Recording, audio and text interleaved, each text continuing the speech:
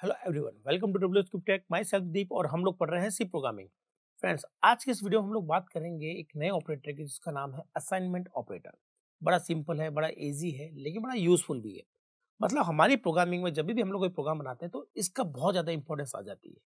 तो देखते हैं कि ये काम कैसे करता है और उसको प्रोग्राम में हम लोग कहाँ कहाँ इसको यूज़ कर सकते हैं और उसकी क्या क्या प्रॉपर्टीज अवेलेबल होती है।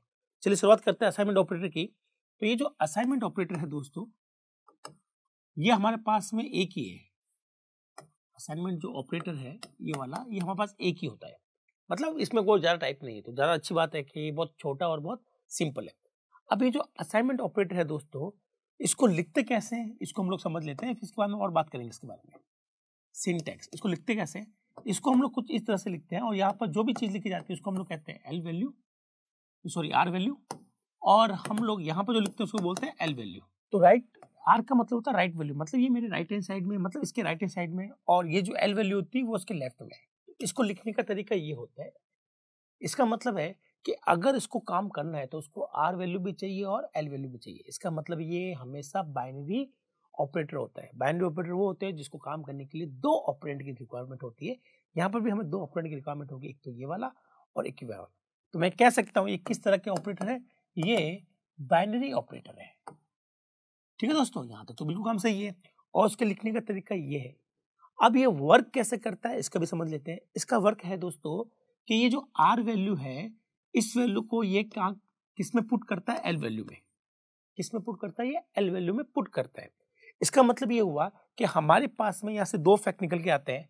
पहला फैक्ट, आर वैल्यू जो है वो पहले इवेल्यूट की जाती है, इवेल्यूटेड फर्स्ट। मतलब पहले आप इसको चलाएंगे। यहाँ पर अगर कोई इक्वेशन या कोई एक्सप्रेशन आपको मिल रहा है तो आप इसको सॉल्व करेंगे, यहाँ से एक सिंगल वैल्यू बनेगी और वो सिंगल वैल्यू आपकी कहाँ जाएगी, इस एल वैल्यू में जाएगी। ठीक है, तो एल वैल्यू का जरूरी है कि एक ऐसी चीज हो जो वैल्यू को होल्ड करे। तो यहाँ पर एक ही चीज हो सकती है दोस्तों, वो है वेरिएबल। तो एल वैल्यू, जो एल वैल्यू है हमारी, L value must be a variable, must be a variable. ये वेरिएबल का होना जरूरी है। तो मैं आपको उसको समझाता हूँ कैसे। मान लीजिए दोस्तों मैंने ऐसे लिखा है इंटीजर ए, तो यहाँ पर एक ए नाम का वेरिएबल बन जाता है मेमोरी के अंदर। नाउ फिर हम लोग लिखते हैं कुछ ऐसा। ठीक है, तो इसका काम है 5 को कहाँ डाल देना, ए में डाल देना। ठीक है, तो हमारे पास में इस वेरिएबल ए की वैल्यू जो हो जाएगी वो हो जाएगी 5, मतलब 5 की बाइनरी बनकर इस जगह पर आ जाएगी। तो ये इसका काम बहुत आसान है, इसके काम ये। हाँ, अगर हम लोग कुछ ऐसा करते हैं दोस्तों, ऐसा, तो इसका काम है कि 5 को 6 में डालना। तो क्योंकि 6 कोई वेरिएबल नहीं है, ये कोई वैल्यू पकड़ नहीं सकता, तो यहाँ पर हमारे पास में आ जाएगी एरर। तो यहाँ पर थोड़ा ध्यान रखना है कि एल वैल्यू में आपके हमेशा एक क्या होना चाहिए आपके पास में, आपके पास हमेशा और एक वेरिएबल होना जरूरी है। हाँ, राइट साइड जो है यहाँ आपके पास में एक वैल्यू भी हो सकती है, कॉन्स्टेंट भी हो सकता है, लेकिन सिंगल वैल्यू पे ही बात होगी यहाँ पर। ठीक है, तो आर वैल्यू का सिंगल में कन्वर्ट होना जरूरी है। कैसे, मैं आपसे ये कहना चाह रहा हूँ कि जैसे मान लीजिए दोस्तों अपने पास ऐसा लिखा हुआ है इक्वल टू 2 + 3। ठीक है, ऐसा लिखा हुआ कुछ। तो पहले क्या करेंगे, ये 2 + 3 को, ये जो एक्सप्रेशन दे रखा है, ठीक है, इस इक्वेशन को पहले इवेल्यूट किया जाएगा, एक्सप्रेशन को इवेल्यूट किया जाएगा, यहाँ से बनेगा 5। देन इस 5 को इस ए के अंदर डाला जाएगा, इस 5 की बाइनरी बनाकर ए के अंदर रखा जाएगा। तो ये है मेरे कहने का मतलब कि आर वैल्यू जो है वो एक एक्सप्रेशन की फॉर्म में हो सकता है, लेकिन आपकी जो एल वैल्यू है, लेफ्ट हैंड साइड जो वैल्यू है, वो एक वेरिएबल होगा। ये चीज दोस्तों कन्फर्म है। आप यहाँ पर वेरिएबल की जगह कुछ और चीज, कोई और नंबर या और कोई एक्सप्रेशन नहीं लिख सकते। तो अगर आप ऐसा भी लिखना चाहें दोस्तों, सपोज करें 5 + 6, 6 + 5, तो ये एरर दे देगा। क्या दे देगा, एरर। क्योंकि यहाँ पे पहले ये सॉल्व किया जाएगा, ये होगा 11 और 11 को वो किसी एक में डालना चाहेगा, लेकिन यहाँ पर ऐसी कोई चीज है ही नहीं जिसमें हम लोग कोई वैल्यू पुट कर सके। यहाँ तो एक्सप्रेशन है, तो इस वजह से यहाँ पर क्या आ जाती है, एरर आ जाती है। तो ये है हमारे पास में असाइनमेंट ऑपरेटर के दो कॉन्सेप्ट जो आपको पता होना चाहिए। तीसरा इसका कॉन्सेप्ट जो होता है, जिसको हम लोग कहते हैं साइड इफेक्ट। क्या कहते हैं दोस्तों, साइड इफेक्ट। अब मैं तीसरा भी आपको समझा देता हूं। थर्ड है साइड इफेक्ट। इस साइड इफेक्ट क्या होता है ये हम लोग देख लेते हैं। साइड इफेक्ट एक अच्छी बात भी होती है, ठीक है, तो उसको आप गलत वे में ना लेंगे हम लोग। जैसे दोस्तों मैंने लिखा इंट ए, ठीक है, और ठीक है, एक लिख लेता है, फिर हमने लिखा a = 5। तो ऐसा कर देने से ये इस a की जो वेरिएबल की जो वैल्यू है उसको बदल देगा। जैसे मान के चलता हूँ, मैंने यहाँ पे लिखा है, सपोज करो 0, तो सबसे पहले जब ये लाइन एग्जीक्यूट होगी तो हमारे पास ए बनेगा और ए की वैल्यू हो जाएगी 0। फिर जब ये लाइन एग्जीक्यूट होगी उस समय जो 5 है वो ए में चला जाएगा, तो ये वैल्यू हट जाएगी और यहाँ पर क्या आ जाएगा 5। तो इसका मतलब है साइड इफेक्ट का मतलब है कि ये सीधा मेमोरी को इफेक्ट करता है। तो हमारे पास केवल ऐसे 2 ही ऑपरेटर हैं जो सीधा साइड इफेक्ट देते हैं। एक तो असाइनमेंट ऑपरेटर जिसकी वजह से हमारे जो वेरिएबल की जो मेमोरी है ये इफेक्ट में आती है, और एक है इंक्रीमेंट और डिक्रीमेंट, उनकी वजह से भी मेमोरी के अंदर चेंजेस आते हैं। तो जब मेमोरी के अंदर चेंजेस आते हैं किसी ऑपरेटर की वजह से तो उसको हम लोग कहते हैं साइड इफेक्ट। हाँ, कुछ ऑपरेटर ऐसे हैं जिनकी वजह से मेमोरी में चेंजेस नहीं आते, जैसे कि ये देख लीजिए आप, मैंने यहाँ पे लिखा ए और फिर मैंने लिख दिया ए, इस तरह से लिख दिया। यहाँ पर मैं ए की वैल्यू 2 ले लेता हूँ और बी की वैल्यू 3 ले लेता हूँ, ठीक है, और सी की वैल्यू मैं छोड़ देता हूँ। फिर मैंने लिखा C equal to A plus B. तो यहाँ पर जब आप ए और बी लिखते हैं तो ए और बी लिखने की वजह से जैसे कि इस लाइन को एग्जीक्यूट करेंगे तो हमारे पास ए बनेगा, ए की वैल्यू 2 बनेगी, बी बनेगा, बी के अंदर वैल्यू 3 बनेगी, और सी बनेगा जिसकी वैल्यू क्या होगी इनिशियली गार्बेज, ठीक है। तो जब आप यहाँ ए और बी लिखते हैं तो यहाँ पर कोई भी साइड इफेक्ट नहीं पड़ता है ए और बी की मेमोरी पर। तो यहाँ सिंपली ए की वैल्यू 2 पुट की जाएगी, बी की वैल्यू 3 पुट की जाएगी, 5, है ना, ये आंसर 5 आ गया। तो यहाँ पर जो हमने ए और बी यूज किए हैं तो प्लस क्या करता है, इनकी मेमोरी पे कोई इफेक्ट नहीं डालता, यहाँ से कोई भी साइड इफेक्ट नहीं जाएगा वहां पर, ठीक है। अब ये इक्वेशन कुछ ऐसी हो गई है। अब ये क्या करेगा, इस 5 को इसमें पुट करेगा। इसका मतलब यहाँ से किसी मेमोरी को चेंज किया जा रहा है, यहाँ से हम लोग सी को चेंज कर रहे हैं, सी के अंदर कुछ चेंजेस हो रहे हैं, इसे कहते हैं साइड इफेक्ट। तो साइड इफेक्ट हमेशा 2 ऑपरेटर ये जो साइड इफेक्ट करते हैं, प्लस, मल्टीप्लाई, डिवाइड, ये साइड इफेक्ट नहीं करते हैं। हमारी मेमोरी के जो अंदर वेरिएबल है उनकी वैल्यू चेंज नहीं करते हैं। तो साइड इफेक्ट के लिए केवल 2 ही जिम्मेदार है, एक तो असाइनमेंट ऑपरेटर, दूसरा इंक्रीमेंट और डिक्रीमेंट ऑपरेटर, ठीक है। तो ये तो हो गया हमारे पास में थर्ड इसका पॉइंट। अब बात करते हैं दोस्तों कि और इसमें क्या प्रॉपर्टीज होती है और ये कैसे बिहेव करता है। तो अब हम लोग जो बात करेंगे, जो राइट हैंड साइड है, फोर्थ, जो आपकी आर वैल्यू है वो पहले इवैल्यूएट होती है। अब R value can be expression, R value can be an expression, मतलब ये आर वैल्यू एक्सप्रेशन की फॉर्म में हो सकती है।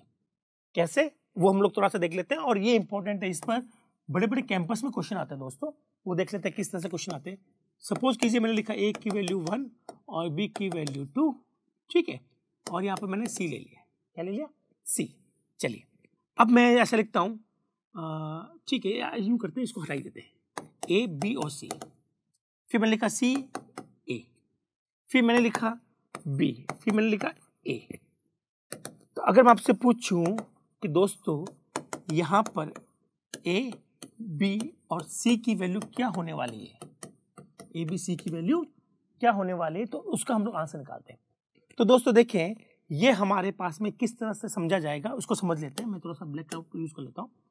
तो ये हमारा एक ऑपरेटर है ए, ठीक है, ये हमारा एल वैल्यू, और ये पूरी क्या होगी, आर वैल्यू। ये पूरी क्या है, एक आर वैल्यू। तो मैं इसको ब्रैकेट में डाल देता हूँ आपको समझने के लिए।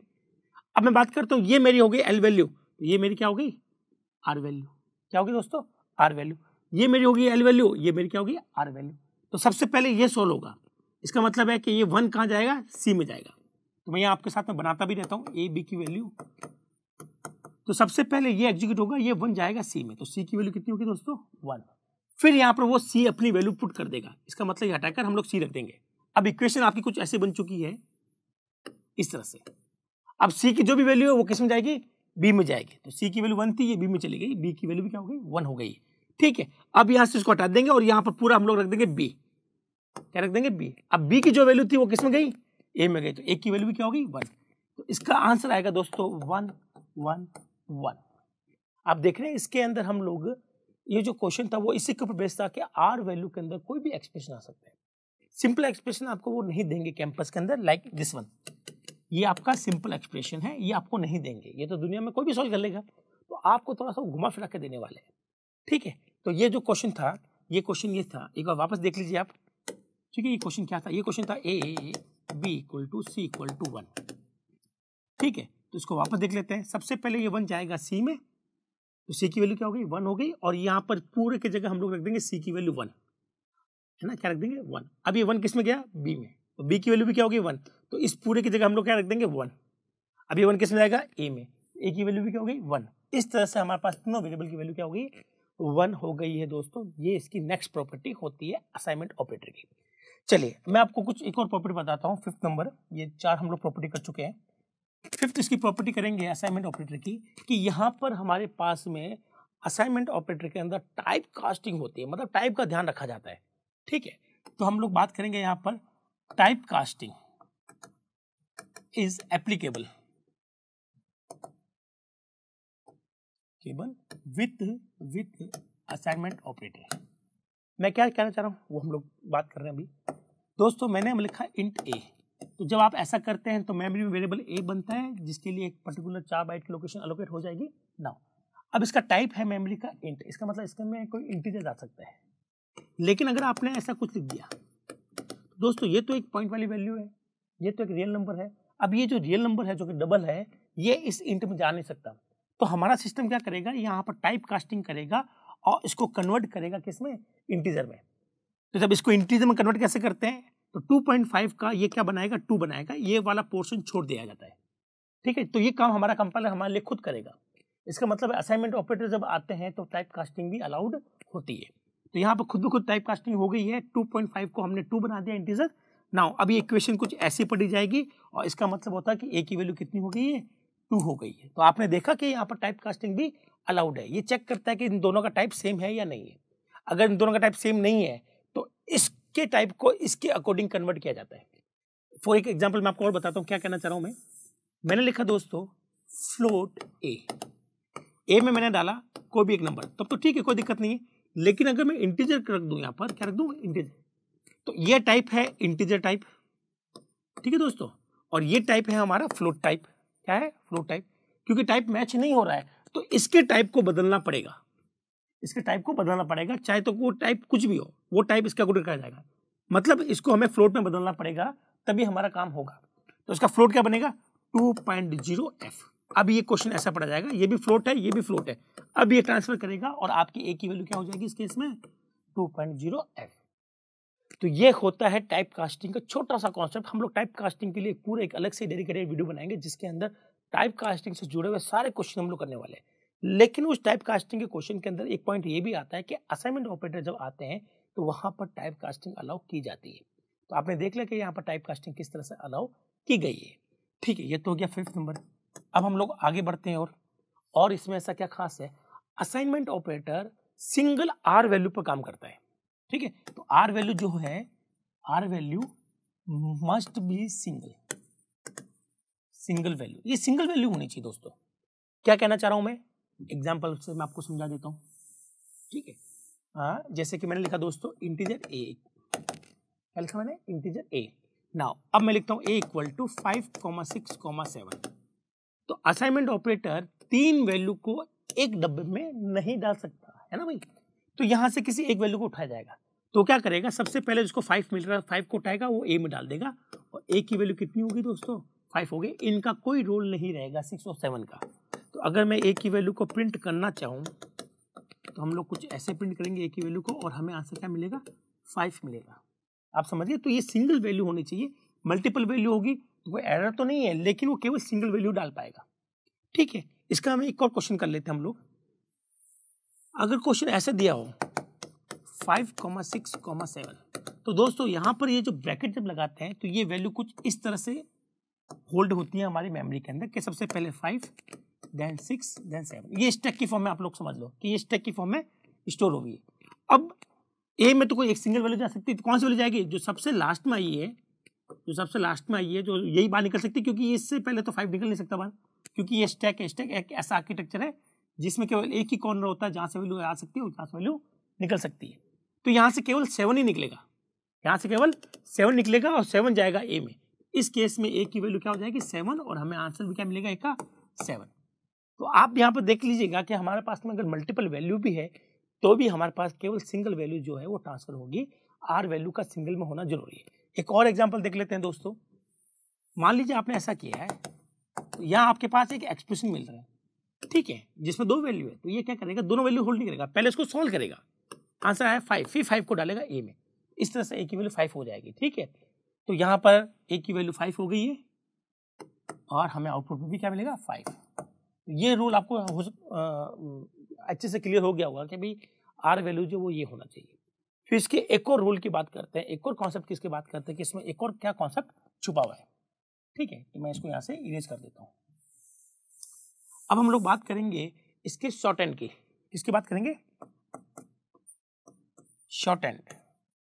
आप इसको शॉर्ट हैंड की फॉर्म में लिख सकते हैं और कोई भी ऑपरेटर को नहीं लिख सकते। मतलब आप यूँ समझ लीजिए कि आपने लिखा ए की वैल्यू आपने कर दी 2। क्या कर दी दोस्तों? आपने ए की वैल्यू 2 कर दी। तो आप इसको कुछ ऐसा लिख सकते हैं, ए प्लस 2। ठीक है, तो इसका मतलब क्या होता है, या ए प्लस 3 कर लेता हूँ मैं। इसका मतलब है ए की वैल्यू क्या होगी दोस्तों, इस लाइन जब चलेगी तो ए की वैल्यू 2 हो जाएगी। नाउ अब 2 प्लस 3 आंसर आएगा 5। 5 गोज टू ए, तो ए बिकम 5। ए की वैल्यू क्या हो जाएगी? 5 हो जाएगी। जब अगर हम लोग ए को प्रिंट करें तो हमें 5 मिलने वाला है। तो आप इस एक्सप्रेशन को शॉर्ट फॉर्म में लिख सकते हो। कैसे लिख सकते हो शॉर्ट फॉर्म में? एक बार देख लेते हैं। A equal to A plus 3 ये लिखा होता है, इसको हम लोग शॉर्ट फॉर्म में लिख सकते हैं। कैसे लिख सकते हैं? तो शॉर्ट फॉर्म बनती है इसकी कुछ ऐसी कि आप इसको ए प्लस इक्वल टू 3 लिख सकते हैं। अब आप कहेंगे ये शॉर्ट फॉर्म कैसे बनी? तो ये बनने का कोई तरीका नहीं। उन्होंने कहा कि भाई अगर ऐसा है तो इसको ऐसा लिखा जा सकता है। बस आपको मैं याद करने का तरीका बता देता हूँ कि याद कैसे करना है इसको। आप बस यहाँ से ए को नीचे लाइएगा। ये शॉर्ट फॉर्म होता क्या, हम लोग जनरली क्या करते हैं, छोटा लिखते हैं, लाइक इंट ए, इंट बी। ये एक बहुत बड़ा है, तो इसको ऑप्टिमाइज कैसे करते हैं, जो चीज़ कॉमन है उसको हम लोग हटा देते हैं। तो हमने लिखा इंट ए कॉमा बी। तो इस चीज़ को ऐसा लिख सकते हैं, इसका मतलब है कि जो हमारे पास कॉमन था दोस्तों, इंट 2 बार आ रहा था, उसको हमने हटा दिया, ये ऑप्टिमाइज हो गया। तो अगर मैं इसको ऑप्टिमाइज करना चाहूँ तो जाहिर सी बात है यहाँ पर ए जो है 2 बार रिपीट हो रहा है, तो आपको ए को एक बार ही लिखना है, ये ऑप्टिमाइज हो जाएगा। कैसे होगा? इस ए को यहाँ पर नीचे लिखेंगे, इस 3 को यहाँ नीचे लिखेंगे, ये प्लस जाएगा यहाँ पर और ये जाएगा इक्वल यहाँ पर, और इसको हम लोग हटा देंगे। ठीक है, इसका मतलब है कि इसकी यही फॉर्म बनती है। ये सिर्फ याद करने का तरीका है दोस्तों। ठीक है, याद करने का तरीका है और कुछ नहीं है। आप ये जो स्टेटमेंट है, ये और ये दोनों स्टेटमेंट सेम है, बस ये जो है ये पूरा स्टेटमेंट लिखा हुआ है और ये इसकी शॉर्ट हैंड फॉर्म लिखी हुई है। इससे कोई फर्क नहीं पड़ता कि स्टेटमेंट क्या लिखा हुआ, ऑपरेशन वही हो रहा है। तो अगर मैं ये हटाकर ये लिख दूं तो देखते हैं कि ऑपरेशन हमारे पास में क्या होता है। ठीक है, तो मैंने लिखा ए इक्वल टू या ए प्लस इक्वल टू 3। ठीक है, तो शुरुआत वापस करते हैं। ए बनेगा, ए की वैल्यू क्या हो जाएगी? 2 हो जाएगी। ठीक है, अब इसका मतलब क्या होता है? इसका मतलब होता है A equal to A plus 3। यहाँ पर ए की वैल्यू क्या है? 2 है, तो 2 प्लस 3 5, 5 गोज टू ए। तो इसका आंसर और इसका आंसर दोनों का सेम आएगा, उस केस में हमारे पास क्या हो जाएगा? 5। ये दोनों सेम है, कोई अलग नहीं है। तो ये तो हुई इसकी शॉर्ट हैंड फॉर्म। अब आपको पता चल गया होगा शॉर्ट हैंड फॉर्म क्या होती है। हाँ, आप चाहें, अगर आप कंफर्टेबल हैं तो आप यहाँ पर शॉर्ट हैंड फॉर्म के साथ में प्लस इक्वल है ना, minus equal, multiply equal, divide equal, इस तरह से कुछ भी यूज़ कर सकते हैं। तो हमारे पास में ऐसे शॉर्ट हैंड फॉर्म बहुत सी होती है। तो दोस्तों शॉर्ट हैंड फॉर्म यूज़ करने पर कुछ इश्यू आते हैं स्टूडेंट को। तो जहाँ तक हो सके, अगर आप लोग बिगिनर हैं तो मैं आपको सजेस्ट करूँगा कि आप शॉर्ट हैंड फॉर्म का यूज़ ना करें। अगर प्रोफेशनल है तो आपने बहुत बार इसको यूज़ किया होगा तो आप बहुत ज़्यादा कंफर्टेबल होते हैं। लेकिन जो बिगिनर्स हैं उनके लिए मैं सजेस्ट नहीं करता हूँ। क्यों नहीं करता हूँ? क्योंकि यहाँ पर देखिए, यहाँ पे कंफ्यूजन हो सकती है कि अगर मैंने ऐसा लिख दिया हो, ऐसा लिख दिया हो, तो क्या ये शॉर्ट हैंड फॉर्म है? आंसर है नो, ये शॉर्ट हैंड फॉर्म नहीं है।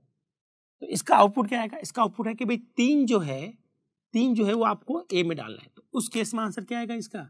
पहले ए की वैल्यू 2 थी और यहाँ आप प्लस का 3 डाल रहे हैं ए में, तो ए की वैल्यू क्या हो जाएगी दोस्तों? प्लस की 3 बोले तो 3 आ जाएगा। जबकि अगर हम लोग शॉर्ट हैंड फॉर्म यूज करें, मान के चलता हूँ भाई ए की वैल्यू 2 है ना, भाई ए की वैल्यू 2 है, अगर हम उसकी शॉर्ट हैंड फॉर्म यूज करें तो इसका मतलब क्या होता है? इसका मतलब यही तो होता है A equal to A plus 3। अब ए की वैल्यू 2 थी तो 2 plus 3 5, 5 goes to A become 5। जबकि यहाँ पर ए की वैल्यू क्या हो रही थी? 3 हो रही थी, यहाँ पर ए की वैल्यू क्या हो रही है? 5 हो रही है। तो कहीं कहीं ये कंफ्यूजन आती है। तो ये एरर तो देता नहीं है, ये भी एकदम सही एक्सप्रेशन है, बट ये शॉर्ट हैंड नहीं है, याद रखिएगा दोस्त। तो ये कंफ्यूजन से बचने के लिए हम लोग सजेस्ट करते हैं कि जब तक आप लोग इस काम में माहिर नहीं हो जाते, इस कॉन्सेप्ट में क्लियर नहीं हो जाते, अच्छे से प्रैक्टिस नहीं हो जाती छोटे छोटे प्रोग्राम के अंदर, तब तक आप इसको रियल टाइम एग्जाम्पल में ना डालें, नहीं तो कंफ्यूजन आ सकती है। अगर आप कैंपस में बैठे हैं, अगर आप कॉम्पिटिटिव लेवल में बैठे हैं, तो दोस्तों आप इस तरह की फॉर्म यूज ना भी करें, ये शॉर्ट हैंड वाली, तो कोई दिक्कत नहीं आती, कोई एरर नहीं आती, प्रोग्राम की परफॉर्मेंस में किसी भी तरह का कोई भी इश्यू नहीं आता। तो ये तो ही हमारी शॉर्ट हैंड को लेकर बात। अब हमारे पास में एक और प्रॉपर्टी होती है, उसकी भी हम लोग बात कर लेते हैं कि असाइनमेंट ऑपरेटर पर और क्या क्वेश्चन बनते हैं। ठीक है, तो शॉर्ट हैंड पे इस पर क्वेश्चन बनाए जा सकते हैं। फिर यहाँ हम लोग बात करते हैं 8 कि आपका असाइनमेंट जो ऑपरेटर है, असाइनमेंट ऑपरेटर, ठीक है, इन आर वैल्यू, ये वैसे तो हम लोग कर चुके हैं, अभी हमने एग्जाम्पल भी किया था इसका। तो इसके 2 क्वेश्चन मैं करवा देता हूँ। ठीक है, इसके मैं क्वेश्चन करवाता हूँ तो आपको क्लियर रहेगा। मान लीजिए दोस्तों हमने ऐसा कुछ लिखा है 1, ठीक है, तो हम लोग ऐसा कुछ लिखा हुआ है, ए की वैल्यू, बी की वैल्यू, सी की वैल्यू। ठीक है, अब हम लोग लिखते हैं A equal to B equal to C equal to 2। तो आप देखेंगे कि ये है एल वैल्यू और ये जो पूरी इसकी आर वैल्यू है उसमें भी क्या आ रहा है, असाइनमेंट ऑपरेटर आ रहा है। ठीक है, इट्स ओके, कोई दिक्कत नहीं है, आप इसको इस तरह से भी समझ सकते हैं। या आप ऐसा समझ लीजिए कि यहाँ पर क्या होगा कि भाई ये तो है एल वैल्यू, ये पूरा क्या है इसकी आर वैल्यू, ये हो गई एल वैल्यू, ये इसकी पूरी क्या है आर वैल्यू, ये हो गई एल वैल्यू और ये क्या है इसकी आर वैल्यू। तो सबसे पहले 2 किस में जाएगा, सी में जाएगा। सी की वैल्यू कितनी हो गई, 2, तो सी की वैल्यू 2 हो चुकी है। ठीक है, फिर यहाँ पर हम लोग सी की वैल्यू रख देंगे, तो भी सी की वैल्यू 2। अब 2 किस में जाएगा, बी में, तो बी की वैल्यू भी कितनी हो गई है, 2 हो गई, और 2 को कहाँ रख दिया हमने, बी के अंदर रख दिया, तो बी की वैल्यू 2 हो गई। अब इस पूरे एक्सप्रेशन का आंसर 2 होगा, तो हम लोग यहाँ पर आंसर 2 रख देंगे। अब ये पड़ा जाएगा 2 A equal to 2, A assign to 2, तो 2 जो है वो ए में जाएगा, ए की वैल्यू भी कितनी होगी, 2 हो गई है। ठीक है, तो इस तरह का क्वेश्चन बनाया जा सकता है। नाउ अब मैं और बात करूंगा कि और कैसे क्वेश्चन बना सकते हैं ये लोग। मान लीजिए क्वेश्चन को उन्होंने कुछ ऐसा बनाया है, ये जनरली कैंपस में आने वाले क्वेश्चन मैं आपको डिस्कस कर रहा हूँ, और वो आपसे लिखेंगे a प्लस ए इक्वल 2, ऐसा लिख दिया, तो क्या होगा, तब इसका आंसर क्या होगा। तो सबसे पहले यहाँ पर a बनेगा, a की वैल्यू कितनी होगी दोस्तों, 1, ये चीज मैं यहाँ नीचे लिख रहा हूँ। ठीक है, a की वैल्यू क्या होगी, 1 हो गई। अब ये है l वैल्यू और ये है इसकी r वैल्यू, तो पहले r वैल्यू सॉल्व होगी, तब वो वैल्यू किस में जाएगी, a में जाएगी। ठीक है, अब पहले ये भी देखते हैं कि ये भी एल वैल्यू और ये आर वैल्यू, तो सबसे पहले 2 किस में जाएगा, ए में, ए की वैल्यू कितनी हो गई है, 2। ठीक है, पहले क्या थे 1 थी, अब क्या हो गई 2। अब इस पूरे एक्सप्रेशन का आंसर क्या हो जाएगा, 2, इसको मैं हटा दूंगा 2। अब ए की वैल्यू कितनी आ रही है, लेटेस्ट वैल्यू आ रही है 2, तो 2 प्लस 2 4, अब ये वैल्यू हो गई 4, और 4 किस में गया, ए में, तो ए की वैल्यू कितनी हो जाएगी 4। देख रहे हैं दोस्तों, यहाँ पे ए की वैल्यू 3 बार चेंज हुई, एक तो यहाँ से चेंज हुई, बाकी यहाँ से चेंज हुई। ठीक है, तो मैं वापस आपको थोड़ा सा क्लियर लिख के दिखा देता हूँ, मिटाता नहीं हूँ, ताकि आपको पता रहे कि मैंने क्या किया। मैंने कुछ ऐसा लिखा था दोस्तों, a इक्वल टू, ठीक है, तो मैं कलर चेंज करके समझाता हूँ। सबसे पहले आपके पास ये जो a बनेगा यहाँ पर, उसकी वैल्यू कितनी है दोस्तों, 1 है, क्या है 1 इस लाइन पर। ठीक है, अब सबसे पहले ये r वैल्यू सोल्व करेंगे, इसमें से हम लोग ब्रैकेट सोल्व करेंगे, और ब्रैकेट का मतलब है 2 को a में डालो, तो a की वैल्यू कितनी हो गई, 2 हो गई, और इस पूरे एक्सप्रेशन का आंसर आएगा 2। मैं जहाँ भी है a की वैल्यू पुट कर दो, तो यहाँ पर a की वैल्यू कितनी है, 2 आ रही है, यहाँ पर भी a की वैल्यू कितनी है, 2 आ रही है, 2 प्लस 2 कितना हो गया, 4, 4 किस में गया, a में गया, तो a की वैल्यू कितनी हो जाएगी, 4। अगर मैं आकर a की वैल्यू प्रिंट करूँ तो आंसर क्या आएगा, 4 आएगा। ठीक है, तो ये तो हुआ हमारा असाइनमेंट ऑपरेटर के सारे कॉन्सेप्ट। अब इसमें हमने कुछ छोड़ा ही नहीं है। ठीक है, तो और इसको आगे हम और अच्छे से पढ़ेंगे, जब टाइप कास्टिंग आएगी तो उसके साथ दोबारा इसको पढ़ेंगे हम लोग, और टाइप कास्टिंग के और जो कॉन्सेप्ट है वो भी हम लोग यहाँ पर देखेंगे। अभी हमारे पास में असाइनमेंट ऑपरेटर इतना ही है। ठीक है, अब इसमें जितने भी कॉन्सेप्ट थे, जितने भी लागू हो रहे थे, जिससे जितने भी कॉम्पिटिटिव लेवल पर क्वेश्चन आ रखे थे, उनके मैंने एग्जाम्पल आपको समझा दिए। तो यही वो बेस है जिस पर असाइनमेंट ऑपरेटर क्वेश्चन जनरली बनाए जाते हैं, इसके अलावा कुछ नहीं बनते। तो दोस्तों यहाँ तक तो हमने पूरा का पूरा देख लिया। अब हमारे पास में कुछ और ऑपरेटर बच गए हैं। तो हमने अभी तक 5 ऑपरेटर किए हैं, मैं आपको एक वापस रिवाइज करवा देता हूँ। सबसे पहला क्या, अर्थमेटिकल ऑपरेटर, देन हमने किया रिलेशनल या कंपेरेटिव, थर्ड नंबर पर हमने किया लॉजिकल, फोर्थ पर हमने किया बिटवाइज, और फिफ्थ पर हमने किया असाइनमेंट ऑपरेटर। अब हमारे पास में कुछ ऐसे रैंडम ऑपरेटर है जो किसी कैटेगरी में फिट नहीं हो रहे, तो उन्होंने क्या किया, उनको हमने एक अलग से कैटेगरी बना दी, मिसलिनियस, मतलब मिक्सड। आप जो बच गया है वो सारा एक साथ इकट्ठा करके हमने मिसलिनियस कैटेगरी बना रखी है, मिसलिनियस ऑपरेटर, उसमें हमने डाल दिए। अब देखते हैं कि उसमें कौन कौन से ऑपरेटर है। उसके बाद में हम लोग बात करेंगे, मिसलिनियस के बाद हम लोग बात करेंगे एसोसिएटिविटी और प्रेसिडेंस की, फिर हम लोग आगे बढ़ेंगे अपना। तो अभी ऑपरेटर पर बहुत कुछ और बाकी है, क्योंकि ये हमारे सी की जान है। मतलब कोई भी प्रोग्राम, कोई भी रियल वर्ल्ड का प्रोग्राम जब आप करते हैं तो ऑपरेटर जरूर आएंगे दोस्तों। बिना ऑपरेटर के तो प्रोग्राम पॉसिबल ही नहीं होते हैं, और आप इसको जितना बेहतर समझेंगे आप अपनी प्रॉब्लम को उतना ही बेहतर से सॉल्व कर पाएंगे। तो नेक्स्ट वीडियो में मिलते हैं मिसलेनियस ऑपरेटर के साथ में। इस वीडियो में केवल इतना ही, तब तक के लिए थैंक यू।